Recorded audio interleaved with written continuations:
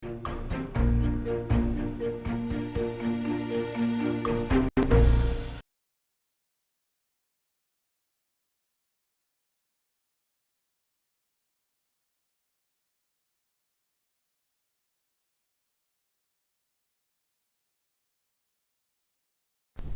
반갑습니다. 6월 13일 월요일 마감 시간입니다. 시장이 많이 내렸습니다. 네, 이제는 뭐 투매다라고 볼 수 있을 정도의 그런 급락세가 나타났는데요. 보통 이제 코스피 지수가 3% 이상 하락을 하게 된다라면 투매가 나왔다라고 얘기하는 거죠. 오늘 코스피 지수가 3.5%, 그리고 코스닥이 마이너스 4.7% 하락을 했습니다.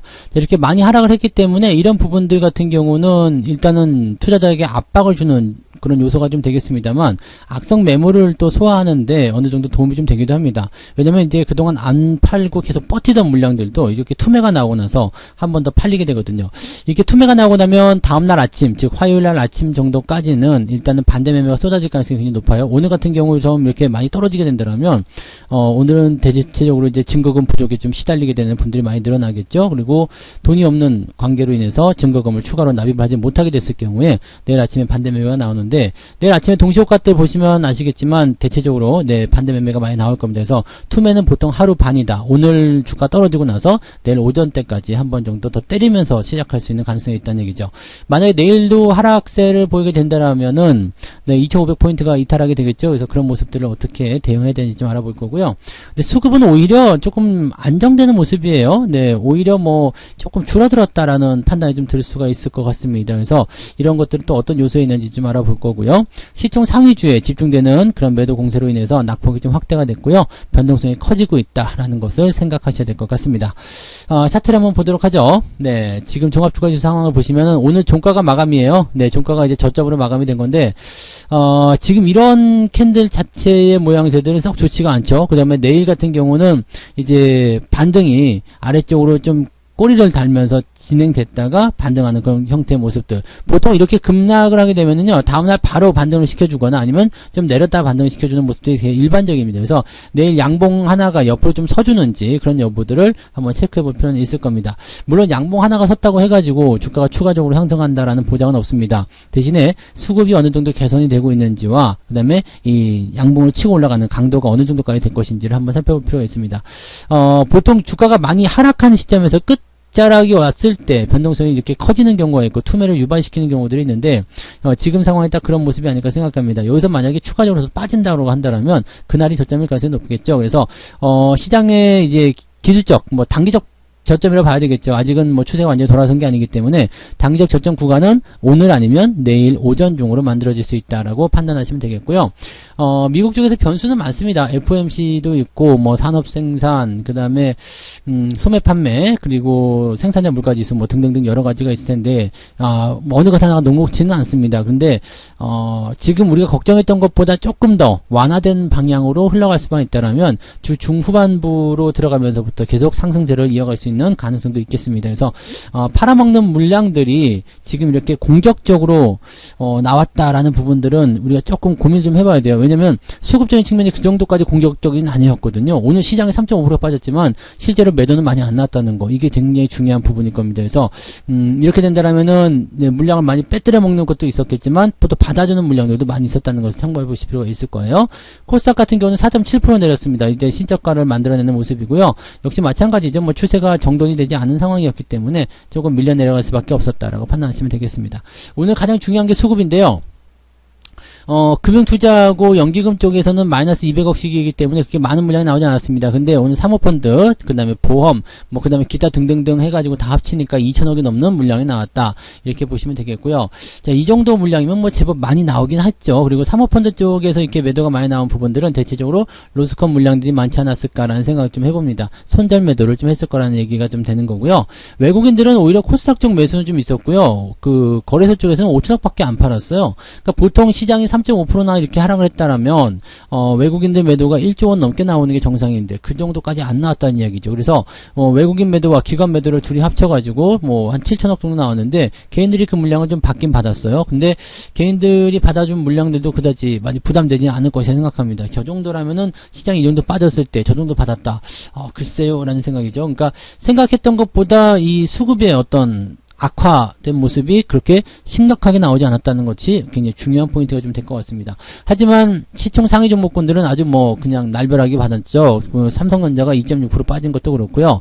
하이닉스가 지금 10만원이 깨졌습니다. 4.3%나 하락하면서 많이 빠졌고, 네이버, 그 다음에 현대차, 카카오, 뭐 할 거 없죠. 그냥 시총 상위에 들어가 있다 싶으면 다 내렸습니다. 그래서 얘네들이 다 내려가면서 시장을 끌고 내려갔다라고 판단하시는 부분이 좀 된 거고요.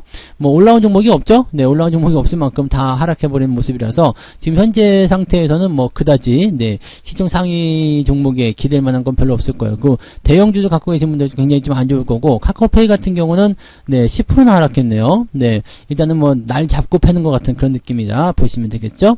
자, 코스닥 같은 경우는 지금 LNF가 살짝 보합으로 마무리됐고요. 나머지도 다 떨어졌습니다. 그냥 안 좋아요. 네, 그냥 다 안 좋은 거고, 시총 상위 종목군들이 이렇게 우수수 떨어지면서 다 10% 딩딩하는 그런 모습도 보였다는 것이 가장 큰, 네, 부담이라고 보시면 되겠습니다. 그래서 시총 상위 종목군들 때려놓고서 일단은 뭐 분위기를 조금 이제 다르게 만들어가는 모습인 것 같은데, 그런 과정 속에서도 또 상승 종목들이 있어요. 오늘 상승 종목 보시면 신성홀딩스, 샘표도 마지막에 상한가 들어갔네요. 그리고 버킷스튜디오, 모트렉스 이런 종목들, 에코캣까지 매수가 들어간 모습이고요. 뭐 한일사료라든지 고려산업 같은 이런 종목들, 또는 데모가 이제 우크라이나 재건 관련주였죠. 이런 종목들이 조금 반등하는 모습이 좀 있었습니다. 그 외에는 전부 다 인버스 이런 거고요.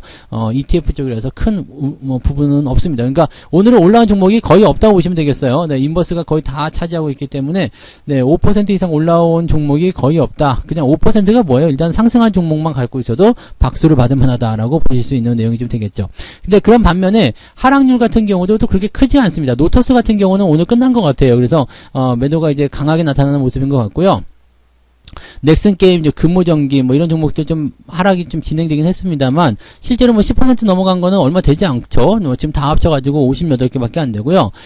낙폭이 큰 종목들이 많긴 많아요. 지금 보면은 8%대 낙폭도 따지고 보면은 220개나 되거든요. 그리고 7%대 같은 경우도 생각해보면은 더 많이 있겠죠. 300개가 넘는 종목이 많이 떨어져 있기 때문에, 실제로 다른 날보다도 이제 하락한 종목의 수가 훨씬 더 많고, 또 깊이도 훨씬 깊다라고 보시면 되겠습니다. 근데 이것이 이제 일반적이다라고 생각을 좀 해보시면 될 것 같아요. 그리고 이 중소형주 쪽에서의 어떤 변동성 이런 것들은 일단은 물량 흡수되는 그런 부분들이 좀 빠르게 진행되는 상황이기 때문에 얘들은 좀 내려갔다고 하더라도 큰 걱정하실 필요는 없습니다. 바로 그냥 또 반등이 나갈 수 있는 상태가 되기 때문에 이런 쪽으로 생각한다라면 뭐 큰 부담을 가질 필요는 없을 것 같고요.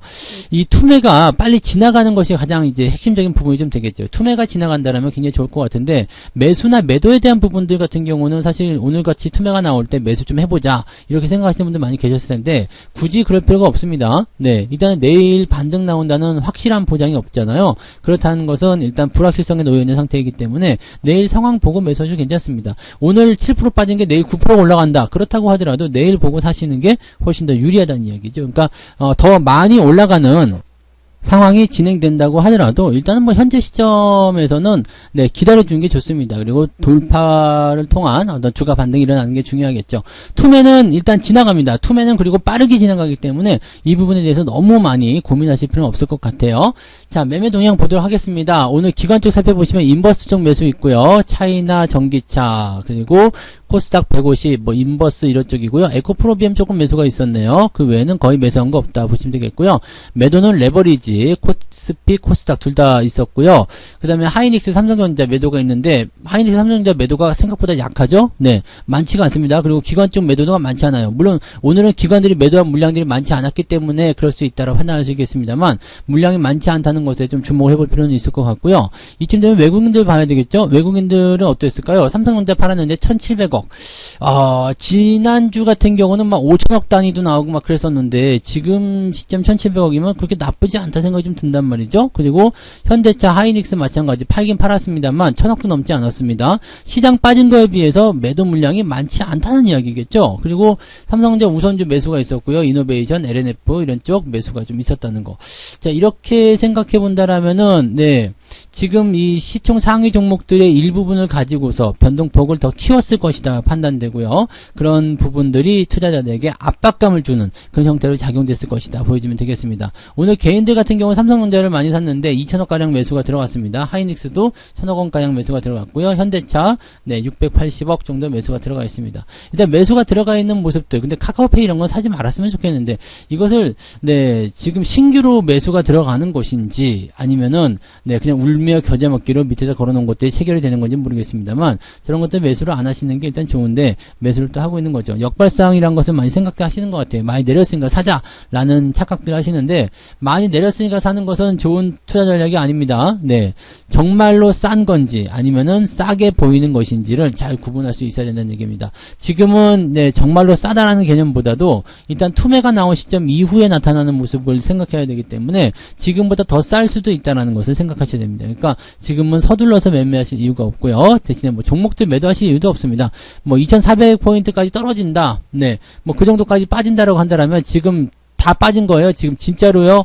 지금 여기 2020년도 후반부부터 올라왔었던 이 상승분을 전부 다 반납한 거기 때문에 이 정도 반납을 시켰다라면은 시장이 양심이 있다라면 반등이 나가줘야 되는 시점입니다. 그러니까 만약에 내일 아침에 이 반대 매매를 통한 어떤 투매성 물량들이 아침에 집중이 된다라면 지지선을 2400포인트 아래쪽에서 잡아내고 반등을 쳐줄 가능성이 높다라고 보시면 되겠죠.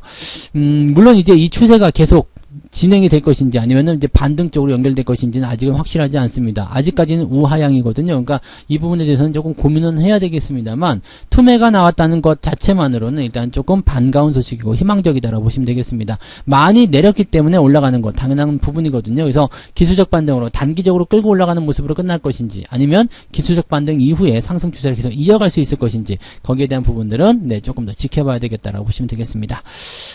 시장에 대한 걱정들 또 굉장히 피곤한 상황 이런 것들 많이 느끼고 계실 것 같긴 한데요. 일단은 오후에는 좀 내려놓으시고 푹 쉬신 다음에 이따 저녁 방송에서 오시면 되겠습니다. 오늘 저녁 방송은 9시에 시작하지만 유튜브에서만 진행됩니다. 그래서 유튜브로 오셔서 방송을 들으셔야 되니까 그 부분 참고하시고요.